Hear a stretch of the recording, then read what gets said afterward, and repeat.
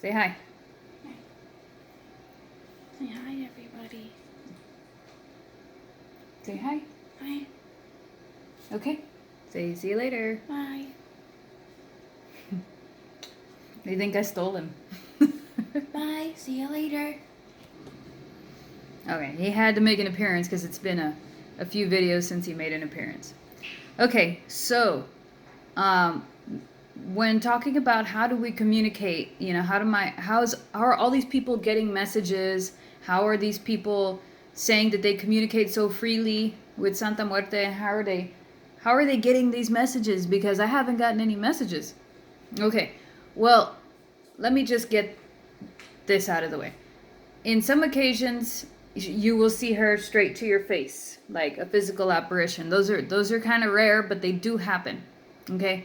Secondly, you will get flashes of like an inspiration, or you'll get things that pop in your face that really trigger a reminder. And you'll get them so often, and you'll get them so regularly that it's hard to ignore. Okay, so that's another way. You know, showing you things in your daily life that are out of the ordinary. Not something as simple as like, oh, I saw a skull on the shelf during Halloween or during the Halloween season. No, come on, guys. Let's be realistic. That's going to happen regardless.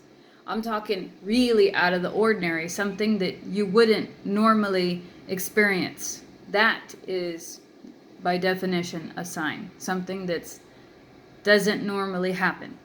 Okay? So, the third one is dreams.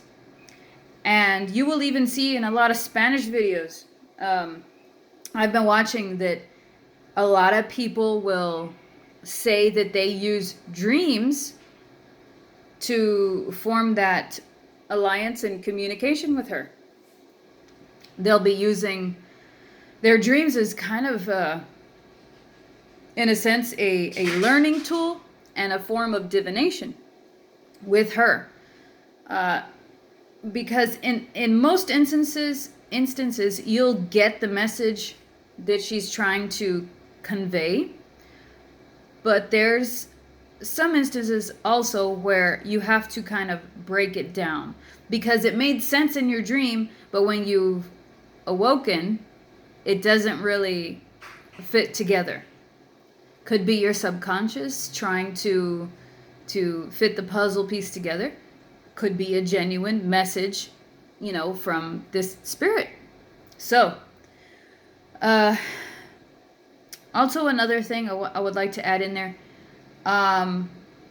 it's hard to say this, and I don't want to burst anybody's bubble because it sucks when people do that. But I've had this happen to me, so I want to share it with you. Not everything is a sign, okay? And even after everything I just said, not every single thing you get is a sign from her. There might be other entities or spirits trying to convey messages. You know, don't discount your dead relatives. Don't discount other spirits. Don't discount other beings that might have crossed your path.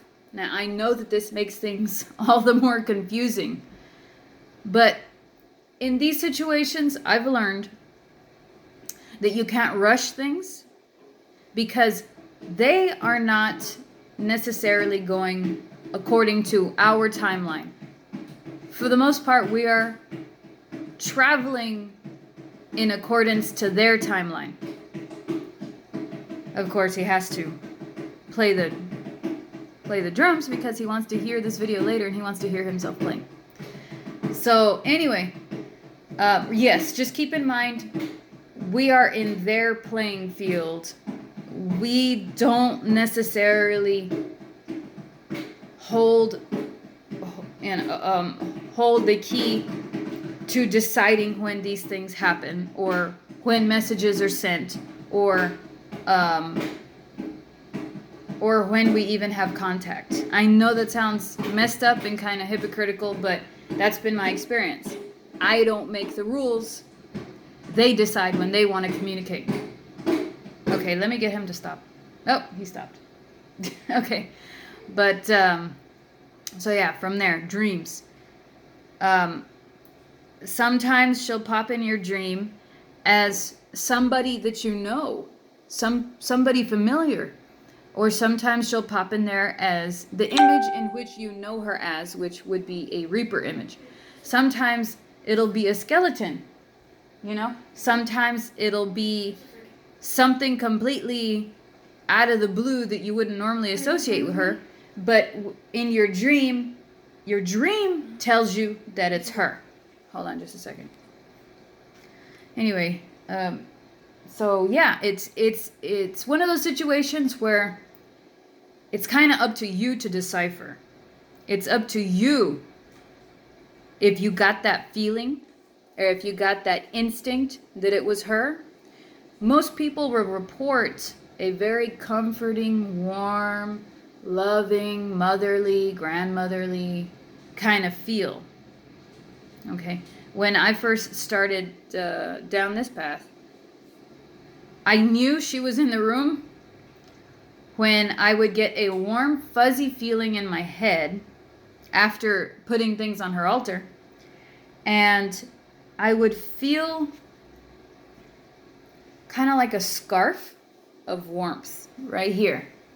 It almost felt like this, but it wasn't in the center of my neck. It was kind of like this.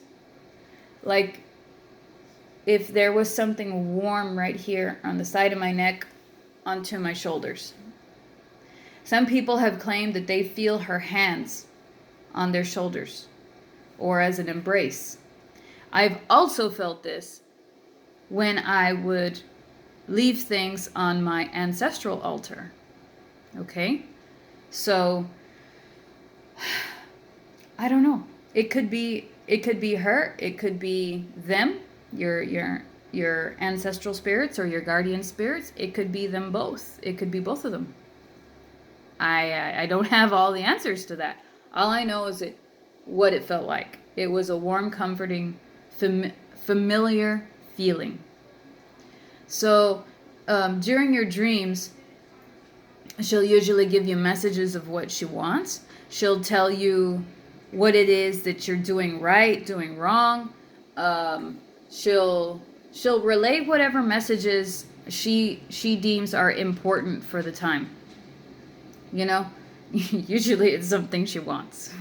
So, when you're having these dreams, like I've stated in the past, your best bet is to go with the first impression you get.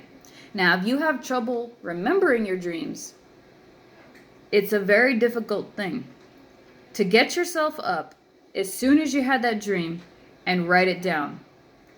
Some people will keep a notepad by their bed with a pencil or pen or whatever. What I do is I use my phone and text myself. The light wakes me up, and for some reason or other, you know, I can remember good portions and good bits and pieces. But those dreams are your form of receiving messages. It's your form of communication in a lot of ways. And some people use those dreams as a form of divination. And by divination, I mean they use it to foresee the future. And they use the symbology within the dream, kind of the way some people will use tarot cards. You know how every symbol has a meaning. Some people that use tarot cards in the same vein will have a completely different definition than somebody else, but it is still nonetheless valid. So when you're in the middle of these dreams, you really have to ask yourself, what is it that I associate with these images and with this symbology? What is it that my brain tells me? There is a person out there that associates snakes with comfort and with friendship. You know, there's a person out there that associates them with fear and enemies. You know, snake in the grass. For me, when I dream of snakes, it's a precursor or it's a warning that there is a snake in the grass around me. And it's been right every single time. You know? So from there, you take those cues, since it's a form, and some people, call it dream divination. Since it's a precursor, you will take that information and you can ask your ancestors, ask Santa Muerte, hey, I believe that this person, or I believe that this symbol means this. I would like to take the necessary steps to try to thwart it before it comes at me, So, for the most part, besides the physical apparitions, the constant reminders in your daily life, and dreams, those are the big three most people use to receive messages from her. And you can also, some people will use the tarot, and there's a tarot deck for me that really resonates with her.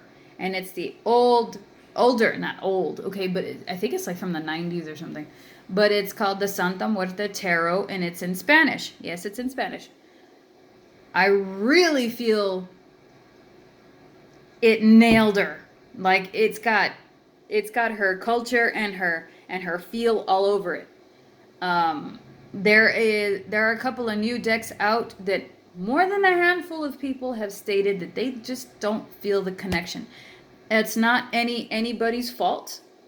It's just they don't feel it. It's beautiful artwork, but their personal experience and mine too is I just don't. There's just something about it that I don't feel that energy in them, and that's okay. There is also another, I've mentioned this in other videos, but some people will also use coins for divination. They'll use the heads. 2 heads is yes.